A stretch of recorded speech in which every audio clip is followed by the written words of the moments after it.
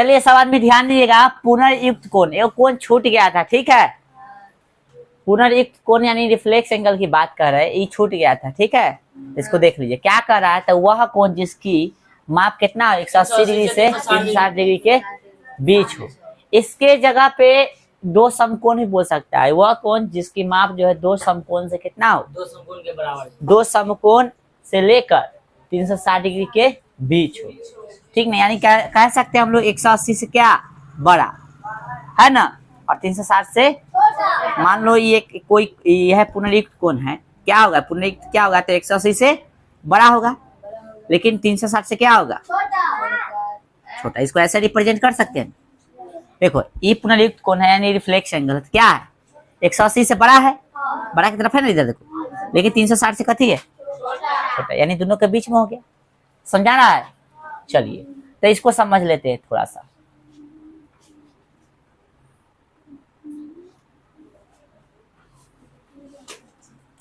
इसे मान लो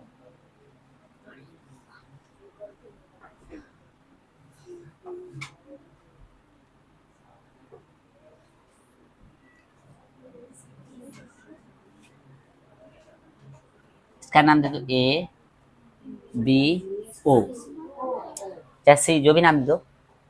तो ये अंदर वाला कौन लेंगे बुआ, देखो यहाँ अंदर वाला तो 60 डिग्री के आसपास जा रहा है, तो अंदर वाला नहीं लेना है हमको, अंदर वाला नहीं लेना है, ई वाला लेना है। बाहर वाला कौन, बाहर वाला लेकर दिक्कत हो जाएगा, ई पूरा ई वाला 360 डिग्री पूरा नचेगा तब में 360। तो पूरा में से इतना घटा ले, 360 में से 60 घटा लो, तो मोटा मोटी 300 है, तो 300 डिग्री जो कौन होगा ये दोनों के बीच में ना होगा, 180 से 360 के बीच में ना हो। यानी कह सकते हैं ई एंगल को रिप्रेजेंट करना होगा रिफ्लेक्स एंगल ऑफ कथी ए ओ बी, ठीक है। इसका नाम कथी होगा रिफ्लेक्स एंगल कथी ए ओ बी। समझा गया। चलो बोलो समझ में आया ना कुछ। रिफ्लेक्स एंगल निकालना होगा, मान लीजिए इसको, इसका नाम कथी होगा reflex angle A O B, ठीक ना।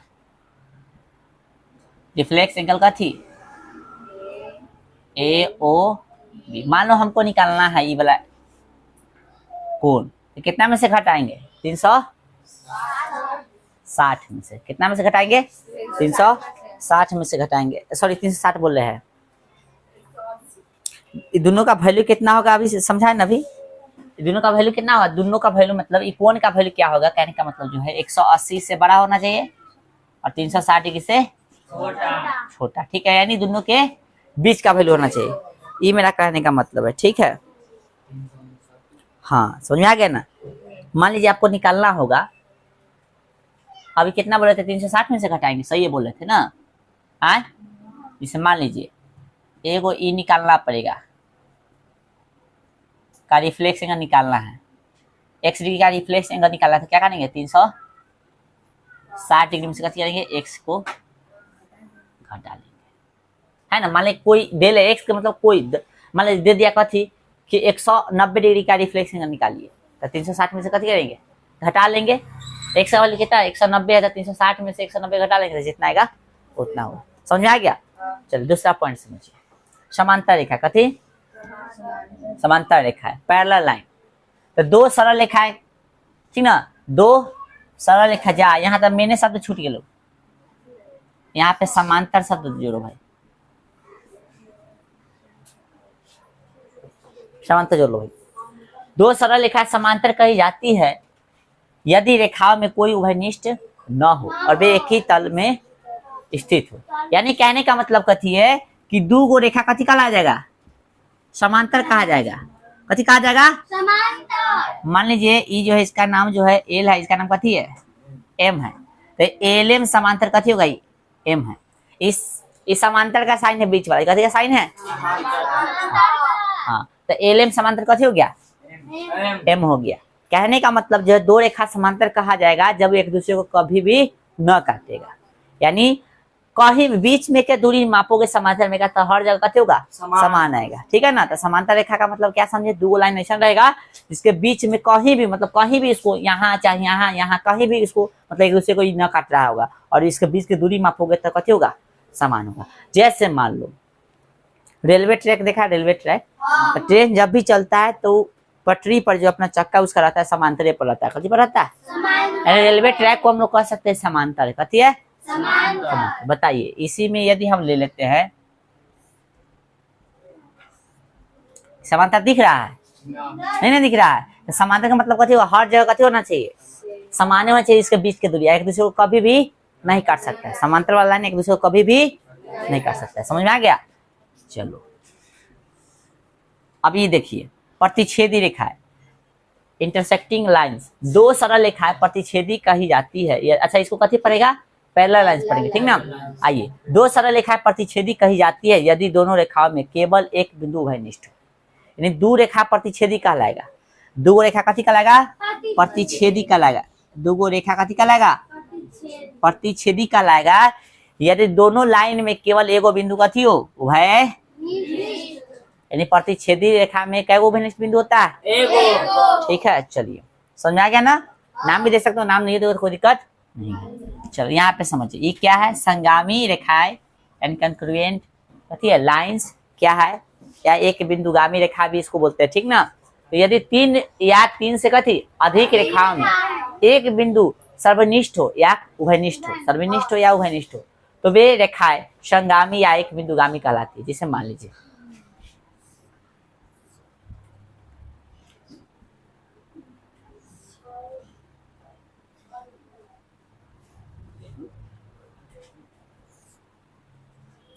हो गया, तीन को हो गया, तीन को या तीन से अधिक, तीन या तीन से अधिक रेखाएं यदि एगो बिंदु पर खींचा जाए, इसके बिंदु में मतलब बोल रहा है ना, तीन या तीन से अधिक रेखा रहेगा, उस सबों के बीच में कथी हो? उभयनिष्ठ बिंदु कैगो हो? एगो। तो इसको कथी कहेंगे हम लोग? संगामी या एक बिंदुगामी रेखा कहेंगे, ठीक है? तो इतना था। अब इतना निकालने के बाद क्या मतलब, इतना उतारने के बाद क्या करेंगे हम लोग? अब हम लोग जो एक्सरसाइज देखेंगे 5.1 निकालिएगा सवाल में। इतना उतारिए और एक्सरसाइज 5.1 निकालिए सवाल में। चलिए तो एक्सरसाइज निकालिए और मिलाइए सब फटाफट, ठीक है? बतिया मत। क्वेश्चन देखो, पहला कह रहा है, कथी कह रहा है भाई? निम्नलिखित कथनों में से कौन सा कथन सत्य है और कौन से कथन असत्य है? अपने उत्तरों में के लिए कारण दीजिए। यानी सही हो चाहे गलती, आपको अपना कारण बता देना है, ठीक है? पहला प्रश्न, एक बिंदु से होकर केवल एक ही रेखा खींची जा सकती है।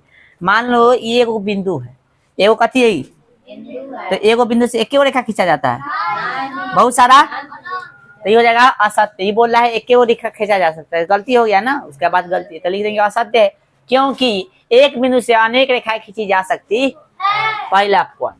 दूसरा क्वेश्चन देखिए, पहला क्वेश्चन समझ में आया रे? दूसरा क्वेश्चन कह रहा है, दूसरा क्वेश्चन कि दो भिन्न बिंदुओं से होकर जाने वाली असंख्य रेखा है। दो भिन्न बिंदु से, एगो मान लो यहाँ है, एगो यहाँ बिंदु, तो दो भिन्न बिंदु से असंख्य रेखा जाता है। असंख्य मतलब अनगिनत, अनगिनत जाता है, अनगिनत जाता है, एक क्यों ना जाता है? आई अनगिनत बोल रहा है, तो सत्य है क्या? असत्य। असत्य यानी असत्य का मतलब था गलत। तो असत्य क्यों था? क्योंकि दो भिन्न बिंदुओं से केवल एक रेखा गुजरती, ठीक है? समझ में आ गया? थर्ड नंबर क्वेश्चन देखिए बउआ, कह रहा है कि एक शांत रेखा दोनों अनिश्चित रूप से बढ़ाई जा सकती है। वो शांत रेखा, मान लो ये रेखा है, कथी है?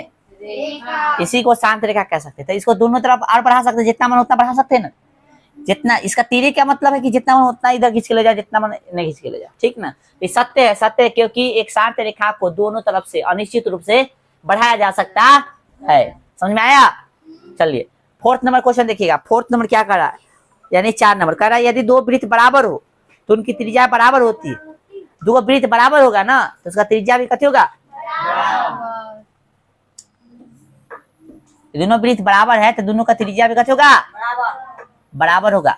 ये हो गया वृत्त का केंद्र, ये होगा वृत्त का केंद्र। थोड़ा छोटा दिख रहा है ना, हो गया ना? तो इसका ये त्रिज्या होगा, कथी होगा? दो वृत्त बराबर है तो उसका त्रिज्या भी कथी होगा?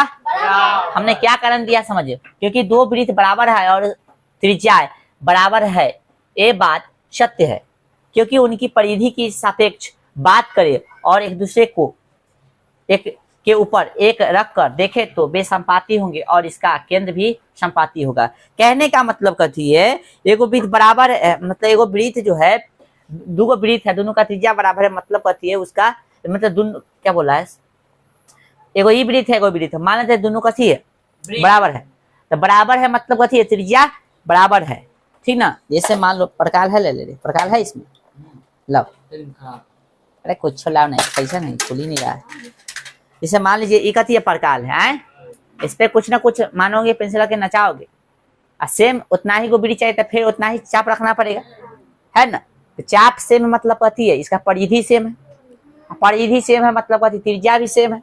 यानी वृत्त के ऊपर वृत्त रखेंगे तो कथी होगा, ढका जाएगा ना, तो उसको कथी बोलेंगे हम, संपाति भी कर सकते हैं, इसलिए दोनों का त्रिज्या भी कथी होगा, समान होगा। सिंपल सी बात है, वृत्त समान है तो इतना समझ लो, वृत्त समान त्रिज्या भी कथी समान। और उसके ऊपर रखोगे ना भाई, उसके ऊपर रखोगे तो ढका जाएगा, और ढका जाएगा तो उसको संपाति भी हम लोग कथी कर सकते हैं, कह सकते हैं। और उसका केंद्र भी कथी कहलाएगा, संपाति कहलाएगा, ठीक है। जैसे याद करो ना, थोड़ा सा कहना पढ़ाए थे, 10वां वाला से पढ़ाए थे, ठीक ना। कुर्सी के ऊपर कुर्सी रख दो, हमने से बता थोड़ा सा पढ़ाए, कुर्सी के ऊपर कुर्सी रख दिया तो ये कथी कहलाएगा, संपाति, ठीक है। ढक गया ना, कुर्सी एगो ढक गया ना, संपाति है। जैसे चलो देखो यहाँ पे अगला क्वेश्चन है, भाषा बहुत लेंदी लिखा गया था, मतलब भाषा लिखना जरूरी नहीं था। चलो क्वेश्चन नंबर 5, इधर बता रही है 5 में क्वेश्चन देखिए, आकृति 5 कितना में, यदि ए बी बराबर कथी है, पी क्यू है, कौन सा देखो, यदि ए बी बराबर कथी है, ए बी पी क्यू है, फिर दे रहा है पी क्यू बराबर कथी, एक्स वाई, पी क्यू बराबर कथी एक्स वाई। तो ए बी और एक्स वाई कथी है, बराबर है, बिल्कुल सत्य है। इसको तनका सा सीधा करके लिख सकते हैं, इसको एक्स वाई बराबर कथी पी क्यू, बोलो लिख दिया इसे, इसको ऐसे करके इधर ही देखो तो ई वाला पक्ष, देखो तो ई वाला पक्ष बराबर दिख रहा है, अरे ए राइट हैंड साइड बराबर तो ई लेफ्ट हैंड साइड बराबर ना हो जाएगा, यानी ए बी बराबर एक्स वाई ना हो जाएगा, ये बात सत्य है ना। कैसे सत्य, तो लिख दो समांतर, सॉरी सत्य, क्योंकि वे वस्तुएं जो एक ही वस्तु के बराबर हैं वे उसे कहते होते हैं, ये हम लोग अभी गणित में देखे थे, याद है सर। चलो आगे देखिए, अब 2 नंबर क्वेश्चन पढ़िए, 2 नंबर पढ़िए सर, पढ़ रहा है 2 नंबर। हाँ, निम्नलिखित पदों में से प्रत्येक की परिभाषा दीजिए, ठीक ना।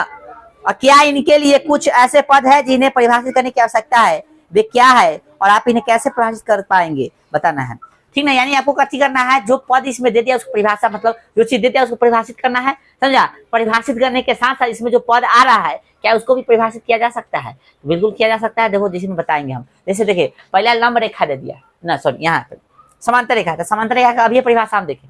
अच्छा, जो परिभाषा लिखा है उसमें 19-20 होगा, जो परिभाषा लिखा दिया और अभी यहाँ लिखे हैं उसमें 19-20 जान से हम किए हैं, जान से लिखे हैं, ताकि तुमको समझ में आए कि वो जो कह रहा से ये कह रहा से दोनों बात सेम है, ठीक है, समझा ना।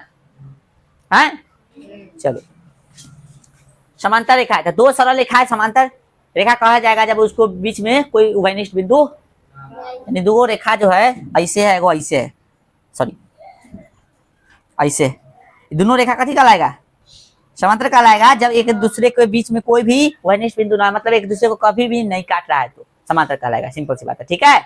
चलिए हाँ, तो इसमें देखो, इसमें और भी पद है, सरल रेखा, इसमें रेखा को परिभाषित कर सकते हैं, यानी इसको परिभाषित करने के लिए जो टर्म हमें यूज कर रहे हैं, जो पद यूज कर रहे हैं, क्या उसमें भी ऐसा कोई पद है जिसको परिभाषित किया जा सकता है। हाँ, सरल रेखा है ना भाई, इसको परिभाषित नहीं किया जा सकता है, बोलो हाँ। बिंदु भी है कि ना, है कि ना रे। हाँ, तो ऐसे पूछा था तो हमने बता दिया कौन कौन है। चलो आगे देखें, दूसरा कहते हैं लंब रेखा, तो यदि 2 रेखा में से एक रेखा दूसरे रेखा पर 90 डिग्री का कोण बनाता है तो लंब रेखा कहलाता है। मतलब 2 रेखा है और से एगो रेखा जो दूसरा रेखा पर गिर कर 90 डिग्री का कोण बना रहा है तो कहेंगे कथी है, लंब रेखा। जैसे मान लीजिए कथी है, लंब है, ये रेखा है एगो भाई, रेखा, एक और रेखा ले लो, नहीं अभी लंब कैसे करते, एक और रेखा लेते हैं, कितना कोण बना है, 90 बन रहा है, इधर भी 90, इधर भी 90, इधर भी 90 बन रहा है, ठीक ना। ऐसे भी ले सकते हो, ऐसे भी ले सकते हो, ठीक ना, ऐसे भी हो गया, ऐसे भी हो गया, ठीक ना, कोई दिक्कत। ऐसे भी ऐसे भी एगो ई रेखा हो गया, एगो ई रेखा, किरण कह सकते हो, लेकिन ये भी कथी है, लंब, ठीक है, बना सकते हो फिगर, ठीक है। अगला पॉइंट, रेखाखंड, रेखाखंड, वाह वाह, ये कितनी बार परिभाषा इसको बता दिए। तो वह रेखा ना, वह रेखा जिसके दोनों तरफ कथी अंत बिंदु, यानी है ना, ये कथी हुआ, ये रेखाखंड है ना, इसको ऐसे कर देते रेखा, ये रेखा, ये रेखा, हमको भाई रेखाखंड बोला। अच्छा दोनों गौर से देखो, इसमें यदि दो रेखाएं में से एक रेखा दूसरी रेखा पर 90 डिग्री का कोण बनाता है तो लंब रेखा। तो बताइए, इसमें बोला था ना कोई ऐसा पद है जिसको परिभाषित किया है? हाँ, तो रेखा को कर सकता है, इसमें कोण को कर सकते हैं, है ना बुआ? और सबको परिभाषित कर सकते हैं नंबरों। रेखाखंड तो वह सीधी रेखा है जिनके दोनों ओर अंत बिंदु हो, इसमें बिंदु को हम लोग परिभाषित कर सकते हैं। समझ में आ रहा है? यानी परिभाषा तो इसको दे भी रहे हैं, लेकिन इसमें जो पद यूज कर रहे हैं हम लोग परिभाषा देने के लिए, क्या उसमें भी कोई ऐसा चीज है जिसको परिभाषित किया जा सकता है? तो हाँ, है ना, सब में है ऐसा। वृत्त की त्रिज्या तो केंद्र से परिधि के, केंद्र से बीच की दूरी को कथी कहते हैं? त्रिज्या कहते हैं। ये त्रिज्या कहती है, केंद्र होगा ये सब कथी कहलाएगा? है ना, केंद्र से परिधि के बीच, इसको परिधि बोलते हैं। कथी बोलते हैं इसको? तो केंद्र से परिधि के बीच की दूरी कथी कहलाएगा? बताओ बताओ बताओ। त्रिज्या। त्रिज्या कथी कहलाएगा? त्रिज्या। ठीक नहीं, सब कहती है त्रिज्या। त्रिज्या को आर से डिनोट करते हैं, कथी से? आर से। ये हो गया आपका केंद्र। ठीक है, चलो ज्यादा ज्यादा बन गया ना, एक ही बनाओ। है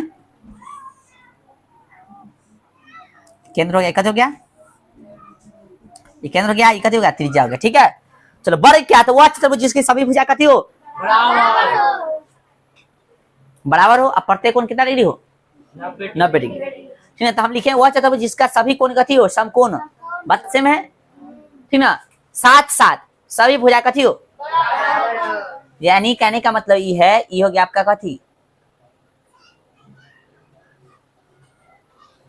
इसका वर्ग हो गया, आपका ये वर्ग हो गया। ठीक है, वर्ग हो गया। सब भुजा बराबर दिख रहा है ना? इसको ए मानते थे, भी ए होगा, ए भी ए होगा, ए भी होगा। सब कोण से कथी है? समकोण है, अर्थात 90 डिग्री है।